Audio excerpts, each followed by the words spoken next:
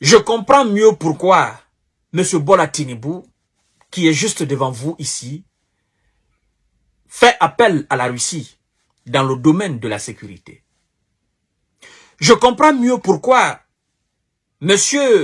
Tugar, le ministre des Affaires étrangères du Nigeria, se sont rendus précipitamment en Russie ce mois de mars. J'ai moi-même fait une émission là-dessus. Il a rencontré le ministre des Affaires étrangères, M. Lavrov, et le gouvernement russe, afin d'avoir ou de renforcer, comme ils ont dit, la coopération avec le Nigeria dans le domaine militaire, mais aussi dans d'autres domaines. Mais ce qui prévaut aujourd'hui au Nigeria, c'est dans le domaine sécuritaire. Dans le domaine sécuritaire. Parce que ce qui se passe au Nigeria, c'est inexplicable. C'est inacceptable. Dans l'un des pays considérés puissants, non seulement de l'Afrique de l'Ouest, mais aussi dans l'Afrique entière. Vous vous souvenez du Nigeria? C'est sur ce pays-là que les éléments de la CEDEAO comptaient. C'est sur l'armée de ce pays-là. C'est sur les forces de l'ordre et de défense de ce pays-là que les autres éléments de la CEDEAO comptaient pour aller s'attaquer au Niger. Parce qu'on estime que le Nigeria a une très belle armée, le Nigeria a des équipements, le Nigeria a des avions de combat, a des hélicos, a des chars, le Nigeria a ceci, a cela. Mais ce que Bola Tinubu est en train de vivre là, est en train de traverser, ce que le Nigeria est en train de traverser sous l'ère Bola Tinubu, c'est inacceptable. On doit rapidement mettre sur pied la force en attente de la CEDEAO pour aller traquer. C'est hors la loi de Tero et de Djia dans ce pays. Une centaine de darons et de mômes. Oui, une centaine de darons et de mômes. Une 300aine encore de mômes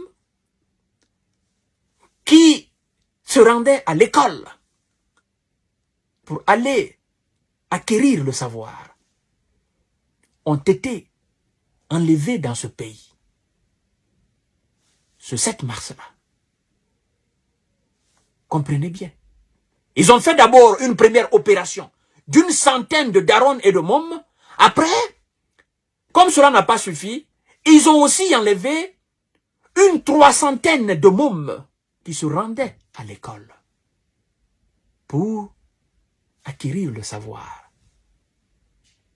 Et Bola Tinubu, dépassé, débordé, demande à ce que les forces de l'ordre et de défense soient renforcées. Alors, mesdames et messieurs, l'on se pose bien la question de savoir, est-ce que M. Tinubu est à la hauteur de cette immense responsabilité qui est la présidence? Parce que là, je ne sais pas comment il va l'expliquer. Je ne sais pas comment il va s'en sortir. Je ne sais pas comment il fera en sorte que ces 300 et ces 100, disons même aujourd'hui, on parle de plus de 500. Plus de 500 que les Tero et les Djia détiennent. Ils ont été enlevés et on les détient. Et comment l'armée va faire, comment le Nigeria va faire pour récupérer cette masse? Quelle opération sera montée? On ne sait même pas où il se trouve. C'est ça. Mesdames et messieurs, c'est ce pays-là qui voulait être le premier. C'est ce pays-là qui devrait se mettre devant pour aller attaquer le Niger. Oh, ça fait rire.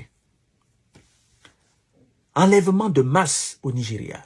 Le président Tinubu mobilise des forces militaires. Mesdames et messieurs, au Nigeria, plus d'une centaine de darons et de mômes déplacés sont portés disparus dans la région de Borno où les Djia de, voilà, comme vous le savez, de Boko Haram et de l'ISWAP sont actifs. Jeudi 7 mars, près de 700, n'est-ce pas, mômes d'une école de la région de Kaduna ont aussi été enlevés par les hommes armés et amenés dans la forêt.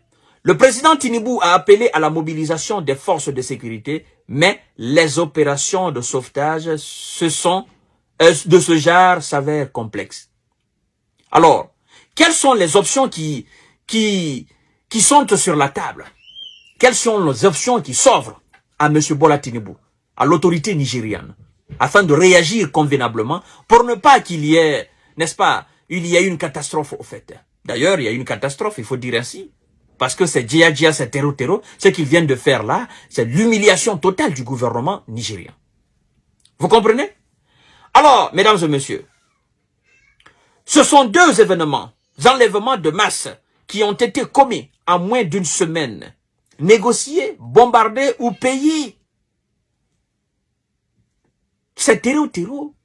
Ils vont demander des rançons. On sait la cruauté de ces gens-là. On sait de quoi ils sont capables. Surtout, on vous parle des jeunes filles dedans. Jeunes filles dedans. Vous savez de quoi ces gens-là sont capables. Ce sont des macaques. Ce sont des têtes brûlées. Ce sont des gens qui manquent d'intelligence. Ce sont des décevrés. Ce sont des fous, au fait. Aujourd'hui, qu'est-ce qu'il faut faire?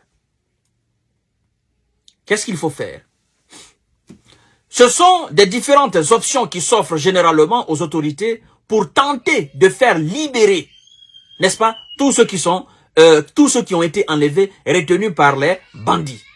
C'est la première fois qu'un kidnapping de cette ampleur a lieu depuis l'élection de Bola Tinubu et celle du nouveau gouverneur de l'État de Kaduna, Uba Sani, qui a pris ses fonctions en mai dernier. Mesdames et messieurs, le président a mobilisé vendredi 8 mars des renforts militaires pour retrouver les 280 écoliers, disparus, alors que le gouverneur local aurait lancé de son côté des négociations. Selon les informations de la presse nigérienne, celui-ci a fait appel à un négociateur expérimenté, bien connu des groupes armés de la région.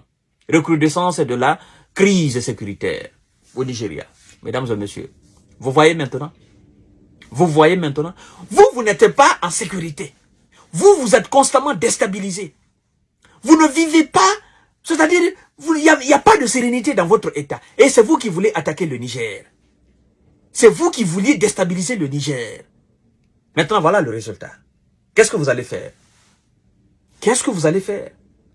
Au lieu de se mettre d'accord avec le peuple nigérien, le peuple burkinabé, le peuple malien, afin de créer une véritable armée de coalition pour remédier à cette insécurité, cette question de sécurité dans la sous-région, vous ne faites pas cela. C'est vous qui êtes là à parler, ceci, nous allons faire cela, nous allons faire cela. C'est quand même taré. Moi, je me dis, ces gars-là, ils dorment debout. Aujourd'hui, les armées les plus expérimentées de la sous-région, il y a l'armée malienne, il y a l'armée burkinabé, il y a l'armée nigérienne de la sous-région, l'Afrique de l'Ouest. Les armées les plus expérimentées. Parce que ce sont des militaires qui sont actifs. Ce sont des militaires qui sont, n'est-ce pas, dans le feu d'action. Ce sont des militaires qui sont sur le champ. C'est pas des militaires qui sont casernés, non. Eux, ils sont constamment dans le mouvement. Ils sont face à ces terreaux.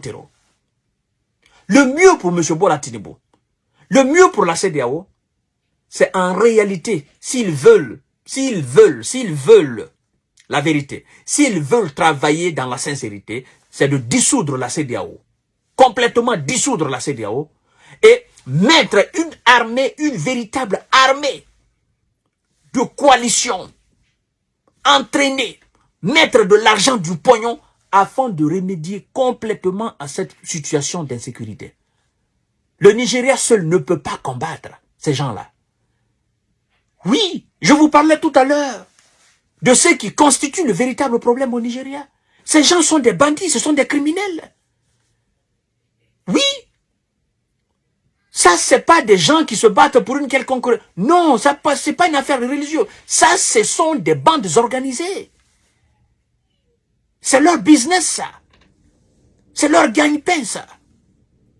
On prend des gens, 300, 400, 100, et puis, après, il faut négocier. Ils vont demander des rançons, ils vont demander de l'argent.